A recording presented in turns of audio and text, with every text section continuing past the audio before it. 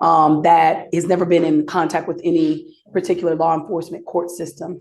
And from what I can see and what I hear out here from a lot of my Black male, and I'm sure it's common knowledge, is that because they are unfamiliar with the court system, they don't know, number one. Traveler. Okay. She and I have already discussed it. Hear the PC if we can, Judge. Okay. And then on the bond reinstatement as well, Judge. Right. So officers initiated a traffic stop in Harris County, Texas for a vehicle having a fictitious plate bearing the word traveler on it. During the stop, the defendant refused to provide. Traveler. Welcome back, everyone. Today's courtroom scene is something else. We have a sovereign citizen who, surprisingly, actually asked for a lawyer. At first, you might think, finally, he's playing by the rules. But don't get too excited. He's still living in his own world. He was pulled over for driving without a license and had one of those fake plates that just said traveler. And of course, he resisted arrest like it's some kind of rite of passage for sovereign citizens. What makes this hearing even stranger is how he and his lawyer are acting. They're way too comfortable in court, leaning in, whispering, touching arms. Is this part of a legal plan or something else entirely? You decide.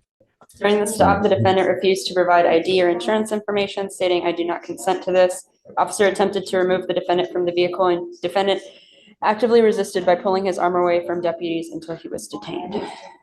Okay. Tell me what. So we looked at, I'm sorry, Madam Prosecutor, the interference with duties of public servant, Your Honor. Even if my client is failing to give them that, then it is an arrestable offense. But in this situation, it is, Judge. However, in this particular situation, he didn't interfere with anything in terms of his own arrest. I can, if it was a resisting or something to that effect, I can. They're just trying to get him out of the car. I don't disagree. It's classic sovereign case where got the license plate, think that traveling by right is what I think how they term it. In this situation, Judge, and the reason I'm employing upon the court is, even from what Madam Prosecutor has seen on the video, they're pulling and tugging at his arm, which put my client in some fear. It was more than one officer. It was pretty. But he still has a duty. If they're asking you to come out, they can lawfully do that.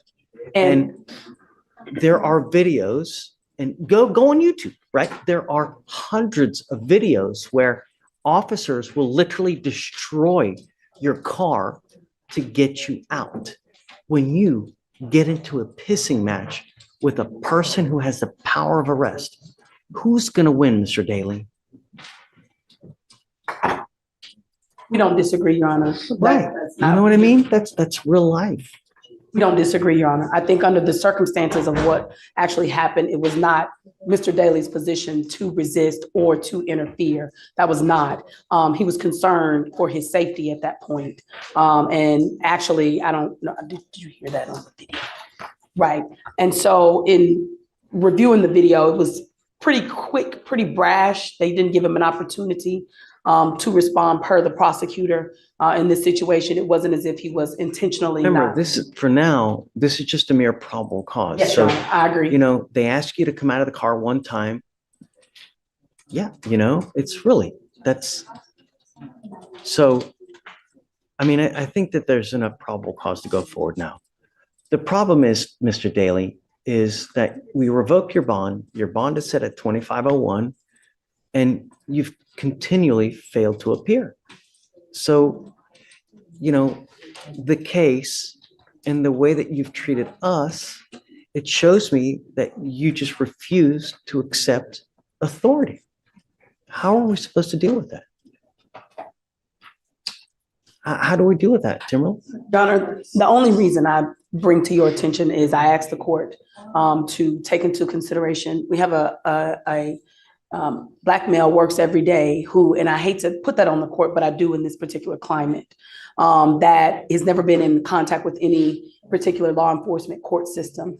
And from what I can see and what I hear out here from a lot of my Black male, and I'm sure it's common knowledge, is that because they are unfamiliar with the court system, they don't know, number one. Number two, when they do come in contact with police, and my mother is assistant chief of police, so I can understand, even when I was younger, I was taught that there are certain things that you have to do with when a police officer even stop you on a speeding ticket.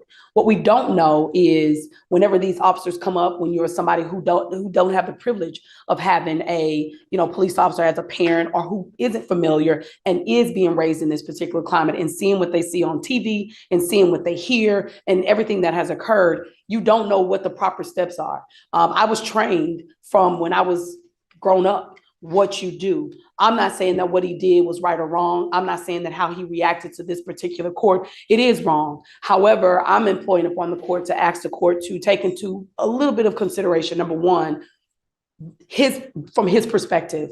All defendants, can't just say this, but I do see that, from what I've known from this particular case and now in talking to him, I do believe that there is a sense of sometimes they just don't know. Sometimes they just don't. So I'm asking to reinstate his PR bond. I am now on the case. What you know about me, I'm a tight attorney. I run a tight ship. So, and by Let's dive in. Honestly, it felt more like a tense family counseling session than a court hearing. His attorney even brought up race, which came completely out of nowhere. And the physical closeness? She was practically coaching him through this like it was a personal breakup, not a legal case. You start to wonder if she's there to support him emotionally more than legally.